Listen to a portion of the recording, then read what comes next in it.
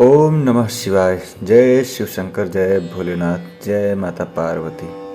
उम्मीद है सारे शिव भक्त आप सब सुखी होंगे, आपका परिवार सुखी होगा। तो पहले मैंने वीडियो जो बनाया था वो था 12 ज्योतिर्लिंग में पहला कौन सा ज्योतिर्लिंग है, जो था सोमनाथ मंदिर।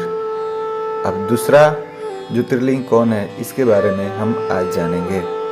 तो भक्तों, आज जो दूसरा शिव का ज्योतिर्लिंग है उसका नाम है मल्लिकार्जुन।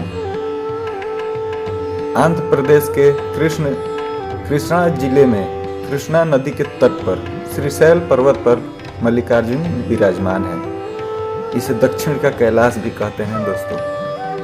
अनेक धर्म ग्रंथों में इस स्थान की महिमा बताई गई है। महाभारत के अनुसार श्रीशैल पर्वत पर भगवान शिव का पूजन करने से अश्वमेव यज्ञ करने का फल प्राप्त होता है। कुछ ग्रंथों में तो यहाँ तक लिखा है कि श्रीशैल के शिखर के दर्शन मात्र से दर्शकों के सभी प्रकार के कष्ट दूर हो जाते हैं, उसे अनंत सुखों की प्राप्ति होती है और आवागमन के चक्कर से मुक्त हो जाता है। पौराणिक कथा के अनुसार शिव पार्वती के पुत्र स्वामी कार्तिकेय और गणेश जी दोनों भाई विवाह के लिए आपस में कलह करने लगे। कार्तिकेय का कहना था कि वो बड़े हैं, इसलिए उनका विवाह पहले होना चाहिए, किंतु श्री गणेश अपना विवाह पहले कराना चाहते थे। इस झगड़े पर फैसला देने के लिए दोनों अपने माता पिता भवानी और शिव शंकर के पास पहुंचे। उनके माता पिता ने कहा कि तुम दोनों में जो कोई इस पृथ्वी की परिक्रमा करके सबसे पहले यहाँ आ जाएगा, उसी का विवाह पहले होगा। यह शर्त सुनते ही कार्तिकेय जी पृथ्वी की परिक्रमा करने के लिए तुरंत दौड़ पड़े। उधर मोटा शरीर लिए, भारी वजन लिए श्री गणेश जी और उनका वाहन भी छोटा सा चूहा। भला इतनी शीघ्रता से वे कैसे परिक्रमा कर सकते थे? गणेश जी के सामने भारी समस्या उपस्थित थी। श्री गणेश जी शरीर से जरूर स्थूल थे, किंतु वे बुद्धि के सागर हैं। उन्होंने कुछ सोच विचार किया और अपने माता पार्वती तथा पिता देवादिदेव महादेव से एक आसन पर बैठने का आग्रह किया। माता पिता दोनों आसन पर बैठ गए। उन दोनों के आसन पर बैठ जाने के बाद श्री गणेश जी ने उनकी 7 बार परिक्रमा की, फिर विधिवत पूजन किया।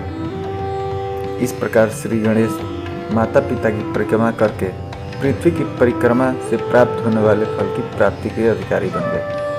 उनकी चतुर बुद्धि को देखकर शिव और पार्वती बहुत प्रसन्न हुए और उन्होंने श्री गणेश जी का विवाह भी करा दिया।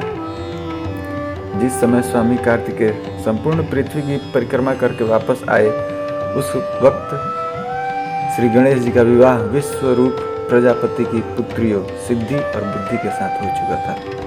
इतना ही नहीं, श्री गणेश जी को उनकी सिद्धि नामक पत्नी से क्षेम तथा बुद्धि नामक पत्नी से लाभ, ये दोनों पुत्र रत्न भी मिल गए थे।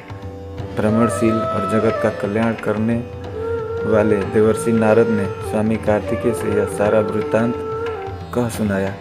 श्री गणेश का यह विवाह और उन्हें पुत्र लाभ का समाचार सुनकर स्वामी कार्तिकेय जल उठे। इस प्रकरण से नाराज कार्तिकेय ने शिष्टानुसार पालन करते हुए अपने माता पिता के चरण छुए और वहां से चल दिए। माता पिता से अलग होकर कार्तिक स्वामी क्रौंच पर्वत पर रहने लगे। शिव और पार्वती ने अपने पुत्र कार्तिकेय को समझा बुझाकर लाने हेतु देवर्षि नारद को क्रौंच पर्वत पर भेजा। देवर्षि नारद ने बहुत प्रकार से स्वामी को मनाने का प्रयास किया, किंतु वे वापस नहीं आए। उसके बाद कोमल हृदय माता पार्वती पुत्र स्नेह में व्याकुल हो उठी। भगवान शिव जी को लेकर क्रौंच पर्वत पर पहुंच गई। इधर स्वामी कार्तिकेय को क्रौंच पर्वत अपने माता पिता के आगमन की सूचना मिल गई और वे वहां से 3 योजन अर्थात 36 किलोमीटर दूर चले गए। कार्तिकेय के चले जाने पर भगवान शिव उस क्रौंच पर्वत पर ज्योतिर्लिंग के रूप में प्रकट हो गए और वे और माता पार्वती पुत्र से मिलने की विलासा लिए वहीं पे स्थिर हो गए और वहीं स्थिर हुए तो शिवलिंग का नाम मल्लिकार्जुन पड़ा। मल्लिका का अर्थ माता पार्वती का नाम है। जबकि अर्जुन भगवान शिव शंकर को भी कहा जाता है। इस प्रकार सम्मिलित रूप से मल्लिकार्जुन नाम उक्त ज्योतिर्लिंग का जगत में प्रसिद्ध हुआ। एक अन्य कथा के अनुसार कौच पर्वत के समीप में ही चंद्रगुप्त नामक किसी राजा की राजधानी थी। उनकी राजकन्या किसी संकट में उलझ गई थी। उस विपत्ति के बचने के लिए वह अपने पिता के राजमहल से भागकर पर्वतराज की शरण में पहुंच गई थी। वह कन्या ग्वालों के साथ कंदमूल खाती और दूध पीती थी। इस प्रकार उसका जीवन निर्वाह उस पर्वत पर होने लगा। उस कन्या के पास एक श्यामा काली गौ थी, गाय, जिसकी सेवा वह स्वयं खुद करती थी।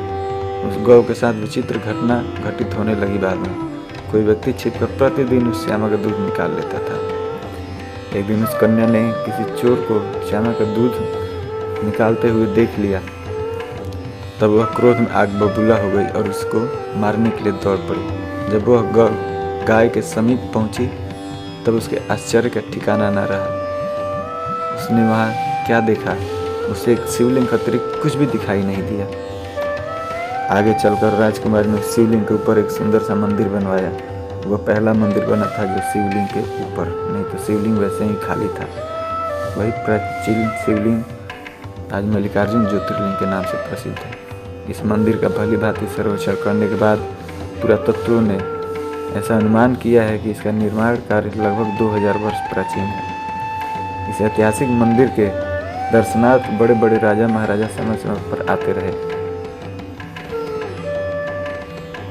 आज से लगभग 500 पूर्व विजयनगर के महाराजा कृष्णराय यहाँ पहुँचे थे। उन्होंने यहाँ एक सुंदर सा मंडप का भी निर्माण कराया था, जिसका शिखर सोने का बना हुआ था। उनके 150 साल बाद महाराज शिवाजी भी मल्लिकार्जुन ज्योतिर्लिंग के दर्शन हेतु क्रौच पर्वत पर पहुंचे थे। उन्होंने मंदिर से थोड़ी ही दूरी पर यात्रियों के लिए एक उत्तम धर्मशाला बनवाई थी। इस पर्वत पर बहुत से शिवलिंग मिलते हैं। तो ये है मल्लिकार्जुन का कथा। मल्लिकार्जुन का उत्पत्ति कैसे हुआ, फिर मंदिर का कार्य कैसे हुआ और कौन कौन यहाँ पे आ चुके हैं।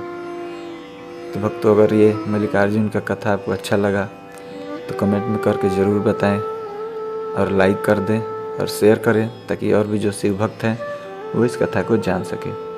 आज के लिए इतना ही। ओम नमः शिवाय। जय शिव शंभु, जय भोलेनाथ, जय रामेश्वर, जय महादेव।